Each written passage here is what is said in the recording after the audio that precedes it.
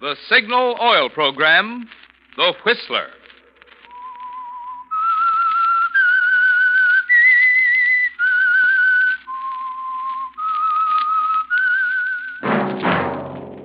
That whistle is your signal for the Signal Oil Program, The Whistler.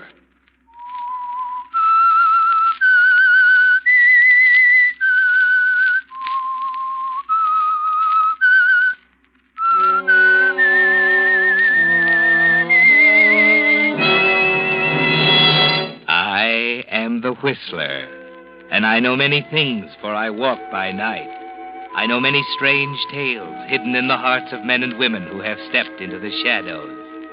Yes, I know the nameless terrors of which they dare not speak.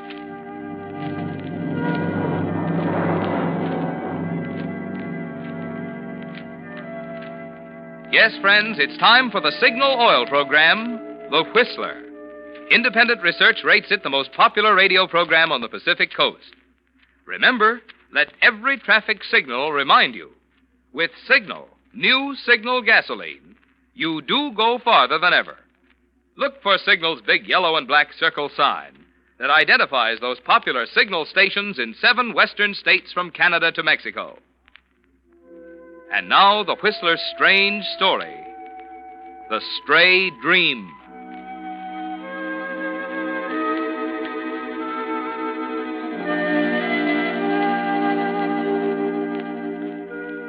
Chris Claggett was never meant to commit murder.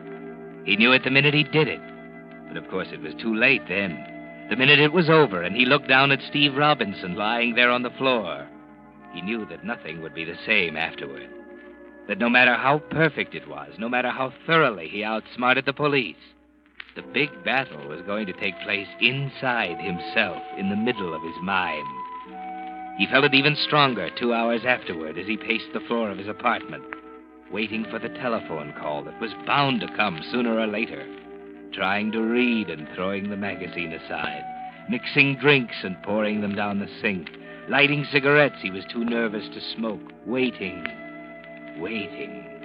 Kathy was bound to call. She had to discover it sooner or later. 5 minutes of 2 the night before Easter, Steve working late at the florist's shop. But she'd know he couldn't be working that late. She'd go down to see what was keeping him. And then she'd call. Chris was ready for it an hour ago with just the right amount of surprise and shock. But now, at 5 minutes of 2, he didn't know.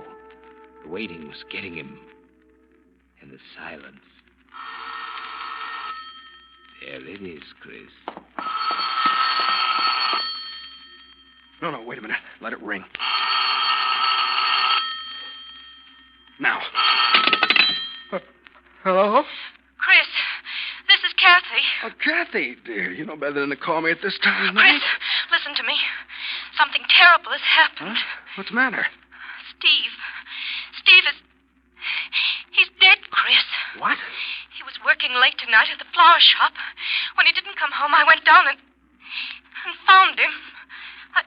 I just called the police. Police?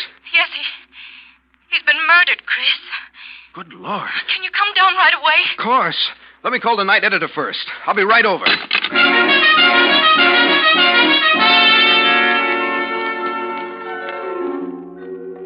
Well, Chris, at least the waiting is over. You carried it off pretty well, didn't you? Just the right amount of surprise and shock. But there's a strange new feeling inside, in the pit of your stomach, something you've never felt before. And the sight of Steve lying where you left him on the floor of the back room of the flower shop, surrounded by banks of Easter lilies and roses, brings the feeling to a dangerous pitch. You're thankful for your training. You don't even have to think as you watch Lieutenant Nelson. You're a police reporter. Your pencil moves automatically, taking down everything you see and hear. Well, what do you think, Chief? Probably struck from behind as he was working at this bench. Yeah, but how did the guy get in? Didn't have to get in, Gibson. Could have reached in this open window. Oh, Claggett. Yeah? You'd better go and file your story. I don't think anything else will break tonight. Just photographs, fingerprint men, and that sort of thing. All right, Lieutenant. It's tough, I know. All murders are tough. I think the flowers here are what make this one so horrible. All this beauty and ugliness in the same little room. He was a friend of yours, wasn't he? Yeah. I better go, Lieutenant. What'll I tell Mrs. Robinson? Tell her I think she's had enough for one night. I'll see her tomorrow afternoon. Okay.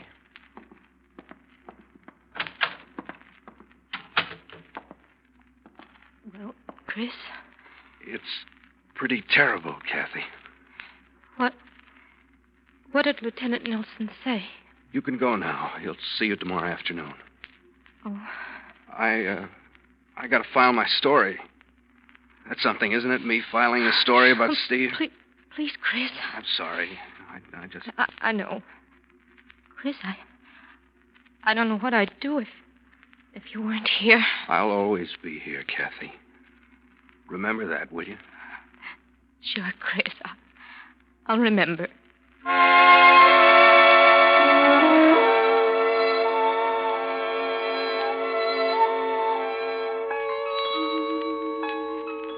Just the right balance, Chris. Just enough grief and just enough business as usual. The outside battle is going well, isn't it? Tonight, the reporter, carrying on in spite of everything. Tomorrow, a little less grief, a little more business as usual. At the city editor's desk, for example. Now, just a minute, Holloway. I tell you, I'm right, Chief. The door into the sales room was locked. You're sure? Of course I'm sure. Why? I remember. That's the trouble. You think you remember. Where's Chris? Over there at the counter? All right, we'll see. Oh, Chris. Yeah? Come here a minute. I'll show you what I mean, Holloway. What's the matter, Chief? Oh, Holloway here is doing a feature on the murder. He says the door into the sales room was locked. Check it, will you? Yeah, just a second. Let me see. Oh, here we are. The door had a Yale lock, but it was on the latch and the bolt above it was open. Yeah, see? Now, wait a minute. There was a triangular rubber door stop against it on the workroom side, so it couldn't have been used as an exit. That's it. See what I mean, Holloway? He doesn't trust his memory. He takes everything down. Well, that didn't seem very important. How do you know it's not important? Take it down anyway. But I was so busy. So was Chris. Doesn't matter how busy you are. A first-class man makes notes without even thinking about it. Right, Chris? Yeah, I suppose so. You see, Holloway, that's what I mean by a reporter.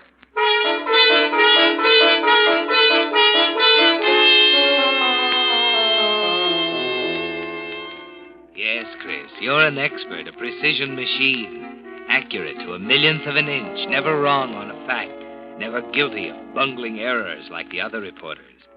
And because you used the same methods to kill Steve Robinson, the outside battle was over before it started.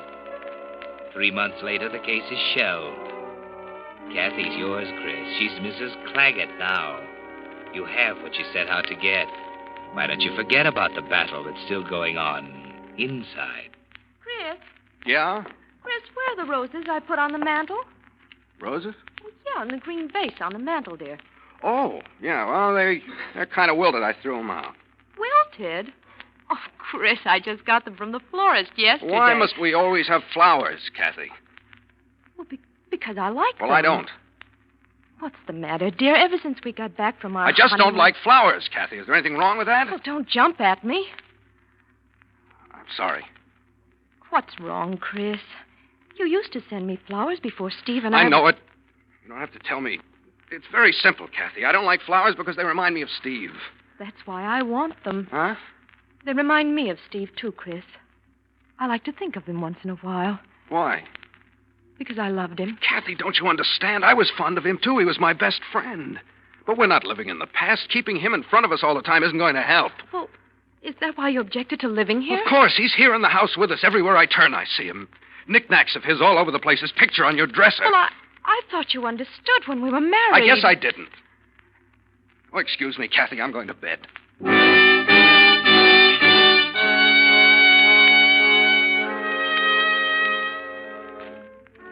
And so you go to bed, Chris, but you don't sleep for hours.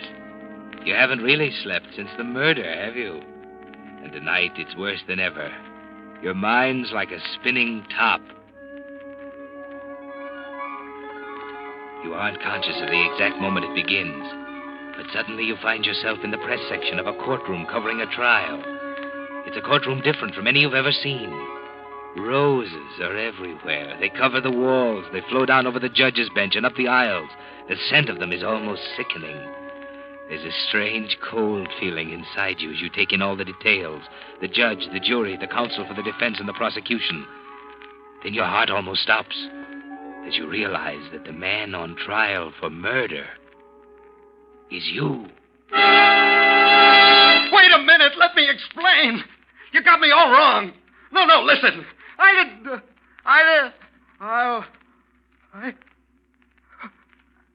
was a dream. What am I doing out of bed? Kathy, she heard me. No, still asleep. Thank heaven.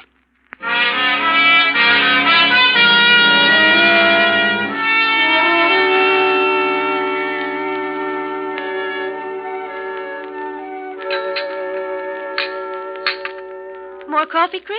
No, thanks. Oh, you usually have 2 cups. I think I'll cut down a little. I didn't sleep too well last night. Oh? Must have been something I ate. You hear me tossing around? No, I was dead to the world. I had the feeling when I woke up this morning I've been talking in my sleep. You remember hearing anything? No. You must have something on your conscience, dear. Yeah.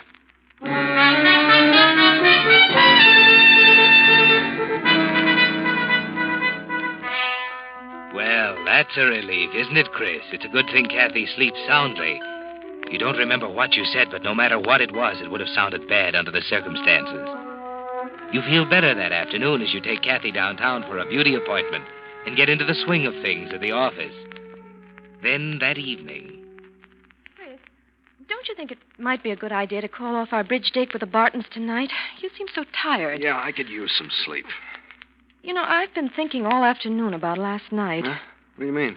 Well, this morning when you asked me, I didn't remember anything unusual, but this afternoon the strangest feeling came You mean you over heard me? Heard what? Well, you remember I was telling you I had some crazy idea. I'd been talking in my sleep. No, I didn't hear anything. Oh. I was just sitting here reading when I suddenly realized I had a funny dream. Oh, yeah? Maybe it's because of the roses. Roses? Well, yes, you remember we talked about them before going You to mean bed. you dreamed about roses? Well, yes, all mixed up with something about a trial and a courtroom. Court? Kathy, are you sure? What's the matter, Chris? Is that all? Well, that's all I can remember. Chris, what's the matter? I don't know.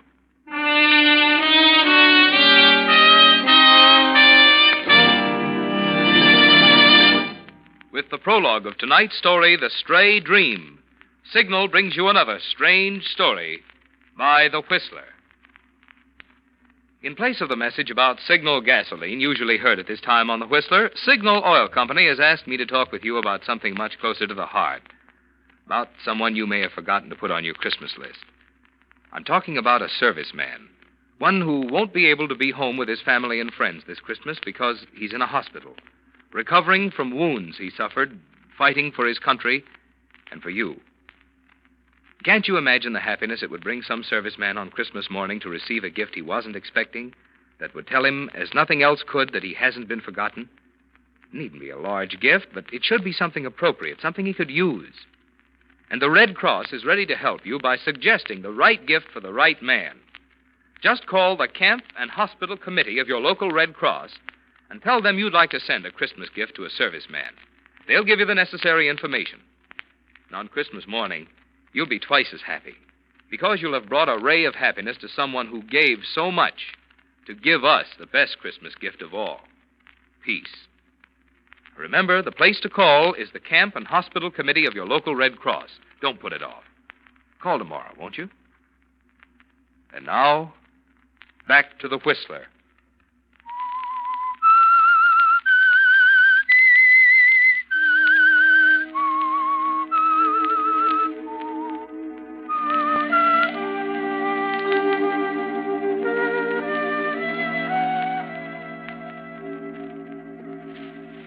Well, Chris, for the first time in your life, you're beginning to lose faith in yourself.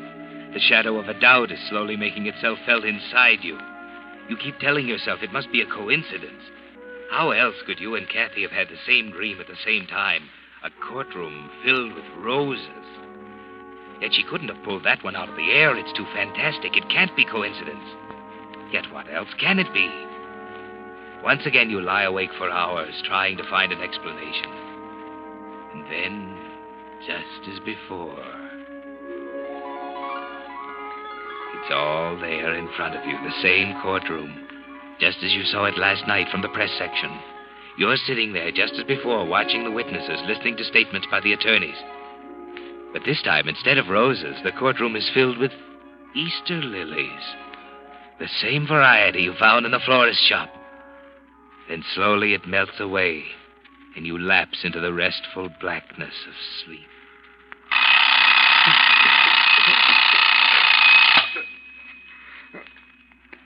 7 o'clock. Kathy? Kathy? Yes, Chris. Where are you? I'm in the living room, dear. I'm coming. What's the matter? When'd you get up? 4 o'clock. 4? Why? Oh, I couldn't sleep. You mean you had another dream? I don't know what's the matter with me, Chris. It's so real. Did you have another one? Tell me. Why, Chris. I'm sorry. Tell me about it. It was just like before. The courtroom and the judge, but... But what?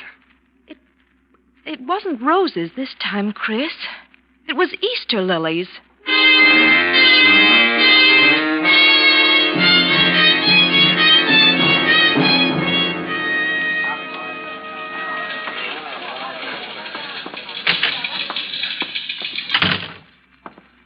You want to see me, Chief? Yeah, I just wanted to talk to you for a minute. What's wrong, Chris? Huh? What's eating you? Well, I don't know. Well, for years I point you out to all the Cubs as a shining example. Everything a star reporter should be. And suddenly your stuff starts coming in so garbled I can't use There's it. nothing wrong, Chief. Don't hand me that. I know you too well. Something's eating your heart out, and I want to know what it is. Well, it's none of your business. It is my business. When the best man on my staff turns in a story on the shake-up at the City Hall full of scrambled references to roses and Easter lilies, you can bet your shirt it's my business. What was that? You heard me. I guess I've just been working too hard. Is that all? Yeah, Chief, that's all. I doubt it. You've been through a lot tougher grinds than this, and I've never seen you fall to pieces yet. What's the matter, Chris? You look like a ghost. I told you that there's nothing the matter. I just need a rest. All right, then, take one. A long one. How long? As long as you want, on full salary. And don't come back until you can write a straight story.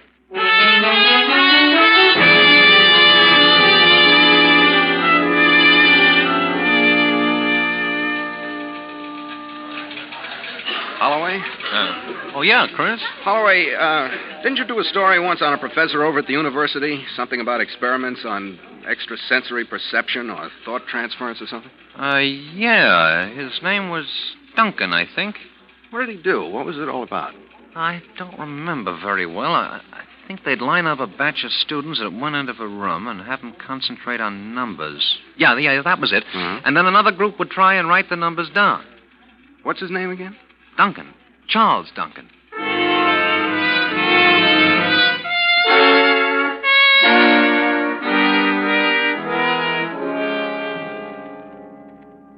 I really don't like to appear too definite on this, Mr. Claggett. Nothing has been proved conclusively. You mean there's no such thing as thought transference, Professor Duncan? It's hard to say. It's a very unscientific attitude to take, assuming that two minds are in tune, so to speak. But we have found rare cases in which there seems to be no other conclusion. I see. Does distance seem to make any difference? Oh, yes, I would say it cuts down the possibilities considerably. Uh-huh. Thanks, Professor.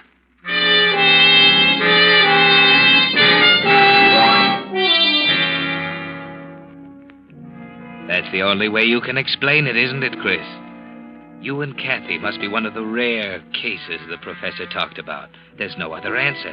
It's maddening to have carried it off so perfectly, to have won the outside battle so completely, only to lose your grip on the secret while you're asleep and the bars are down. And there's only one defense, isn't there, Chris? He said that distance did make a difference. Hello, darling. Chris, what in the world are you doing home so early? Oh, I had a talk with Jones. He says I need a rest. Well, he's right. So how would you like to go away for a couple of weeks? Where? Oh, Tahoe, maybe? Why, I think that's a wonderful idea, Chris. Could you be ready this afternoon? Well, I don't know. It's a rush order. Oh, there wouldn't be much packing. We'd just knock around our old clothes. Well, I'll try. Great. I knew you would. What about you? Well, I was about to tell you. I'll have to join you later. There's some things I got to clear up, you know. Well, why can't I wait? We could go up together. Now, don't be that way, darling. I want you to have it all ready for me when I arrive. I'll get your reservations on the 3:00 train. How about it? Well, all right, Chris. Great. Oh, gee, look at the time. We got to hurry. Come on, I'll help you.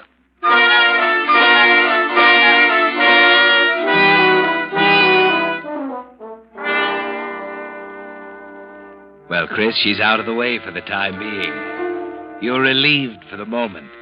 But the old tension returns that night as you lie down to sleep in Steve's house among Steve's things. She's at Lake Tahoe, Chris, 250 miles away. You keep telling yourself that distance will make the difference, just as the professor said. You try not to think of it as you lie there. Try to make your mind a blank. But the same impressions come back again and again. He's there, Chris. Steve is there in the courtroom with the flowers all around him. You sit in the press section, you can't take your eyes off him. He's smiling at you, Chris, as he gets slowly out of his seat and walks toward the witness stand, stepping carefully over the rows of roses and Easter lilies. You're going to talk, Chris. You realize there's no other way out now. Then you find yourself on your feet, shouting your lungs out, telling the court you killed him. I killed him! I admit it! I can't stand this any longer. I killed him. Because I loved his wife. I thought I'd be happy, but I was wrong. I don't care anymore. I don't care. What? Good Lord. Oh, good Lord.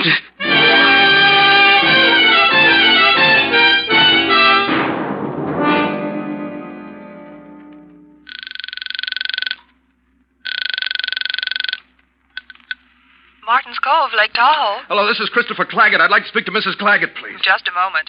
Yeah.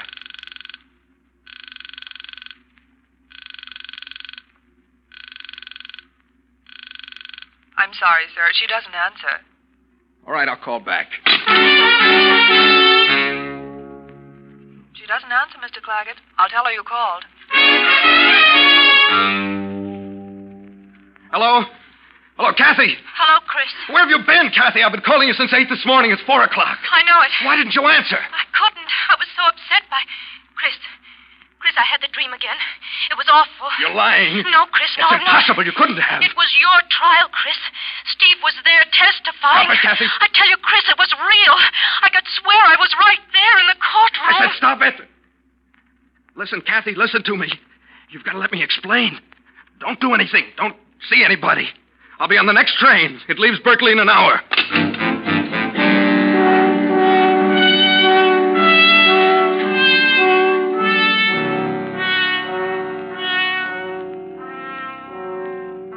There's only one way out now, Chris. It's you or Kathy.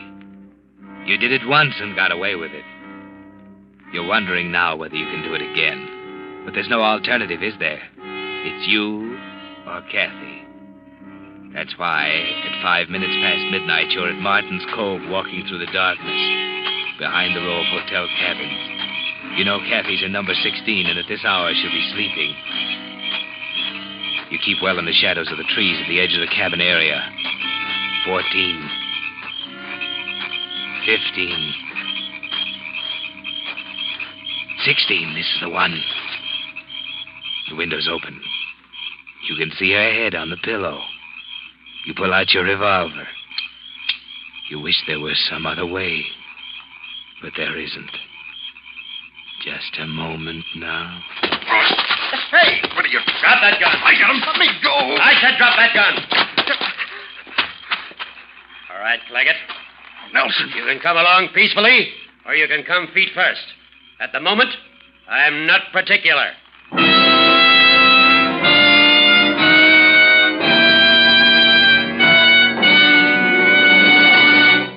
The Whistler will return in just a moment with the strange ending of tonight's story. Meantime, here's an interesting feature about the new 1946 cars. One of the leading sixes advertises 25 to 30 miles per gallon. And throughout the field, auto manufacturers are stressing increased mileage. This is being done not just as a matter of economy, but because mileage is the result of better performance, a proof of greater efficiency. Well, as you know, Signal gasoline has long been famous as the Go Farther gasoline. But here's the important point. Signal Oil Company, always quick to give the motoring public the advantage of new trends, new improvements, has actually engineered new Signal gasoline to help you go farther than ever. How Signal did it involves a long scientific explanation about rearranging the atoms in gasoline molecules to give amazing new power to new Signal gasoline.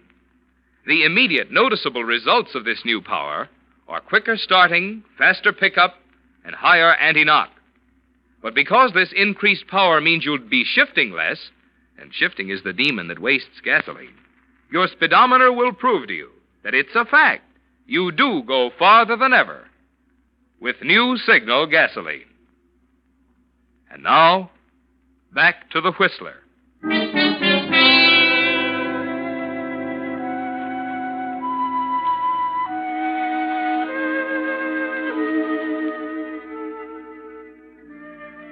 So you finally lost the inside battle, didn't you, Chris? There in the shadows with Gibson pinning your arms to your sides and Lieutenant Nelson standing in front of you with a gun in his hand. You realize it's all over. You had the feeling from the first, didn't you? From the moment you killed Steve Robinson in the rear of his flower shop, you knew it was a losing battle. But it was too late to change anything. You should have known that it wouldn't go, Chris. How did you know? Your wife called us. Thought so. Not until you confessed, of course. Confessed? Yes, all written out pretty as you please. 10 pages of it in your own handwriting. Garbled up with a lot of nonsense about roses and Easter lilies. What are you talking about? You didn't really think that you and your wife were dreaming the same dream, did you? My error. You must have, or you wouldn't have tried to kill her. She wasn't asleep on that first night, Chris. She watched you get out of bed, take one of your spare notebooks out of the dresser drawer. I was writing. It was real. Well, the writing was real, at least. You almost had us stumped, though, when you sent her up here. We had to wait 3 hours until you went out for lunch to get into your house and find the notebook. She couldn't answer you when you called, of course, until we got to her by telephone and told her what she had dreamed last night. Well, that's it, isn't it? You were too good a reporter, Chris. A guy who can take notes without thinking should never take a crack at murder. Especially if he walks in his sleep.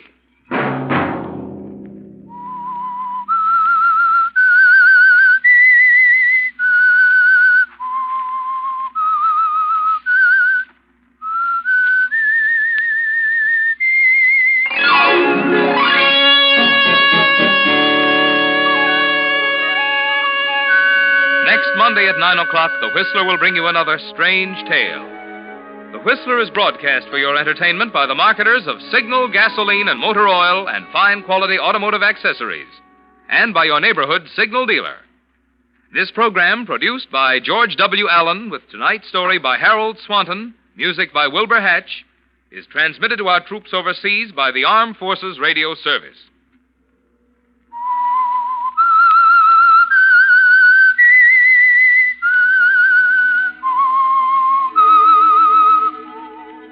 That whistle is your signal for the Signal Oil program, The Whistler. This is Marvin Miller speaking, reminding you to look for those familiar yellow and black circle signs that identify those popular Signal Oil stations in 7 western states from Canada to Mexico. This is CBS, the Columbia Broadcasting System.